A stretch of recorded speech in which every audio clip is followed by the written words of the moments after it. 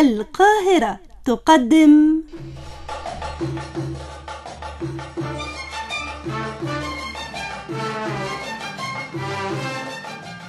قول يا ألم. أنا قلبي كان شخشيخة أصبح جرس، جلجلت به صحيوا الخدم والحرس. أنا المهرج قمت ليه خفت ليه، لا في إيدي سيف ولا تحت مني فرس. عجبي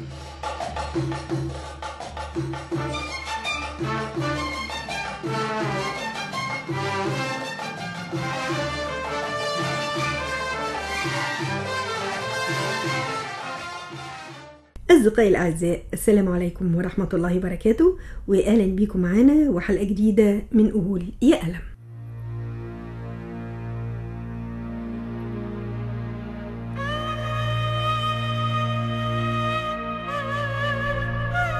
أصدقائي الأعزاء، النهاردة الشاعرة محاسن بيومي أهدت لنا قصيدتها يم الشهيد.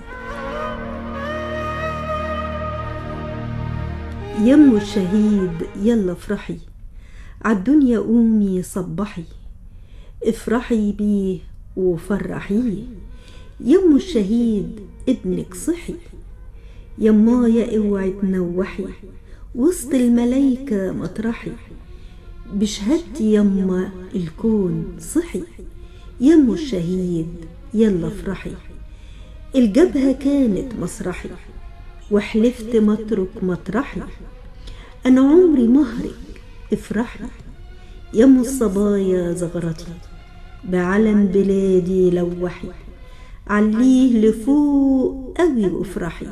كان الشهيد تحت الطلب، لبى الندى لما انطلب، شرف بلاده والعرب، والسعد من ربه اتكتب. يا غالية يلا صحصحي، يم الشهيد ابنك صحي.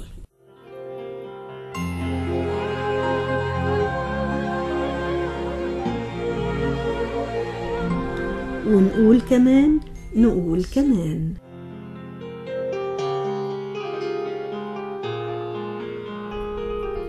يم الشهيد يلا افرحي، عالدنيا قومي صبحي، افرحي بيه وفرحيه.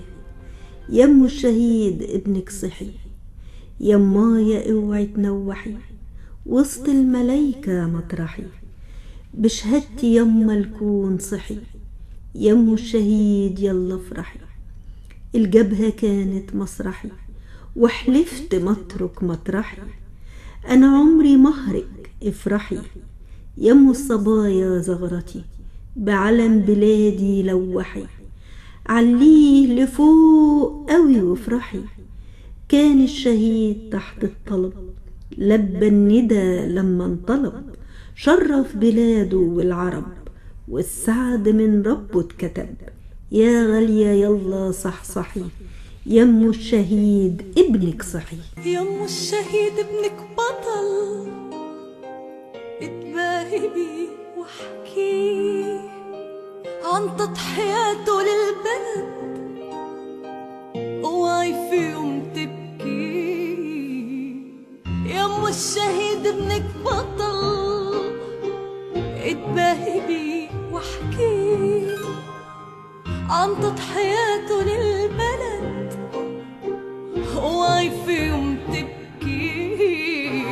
ربيتي احسن تربية، علمتي معنى التضحية، ولا حاجة اغلى من الضنا، وانتي صبورة ومؤمنة، قلتي دي حكمة ربنا، علشان اكيد مطمنة انه في مكان دلوقتي اجمل من هنا. ربيتي احسن تربية، علمتي معنى التضحية، ولا حاجة اغلى من الضنا، وانتي صبورة ومؤمنة، قلتي دي حكمة ربنا، علشان اكيد مطمنة انه في مكان دلوقتي اجمل من هنا. أصدقائي الأعزاء، قدمت لكم قصيدة يم الشهيد للشاعرة محاسن بيومي. بشكركم وبشكر حنان عبد النبي من الهندسة الإذاعية، ودايما معاكم في قول يا ألم إيمان علوي.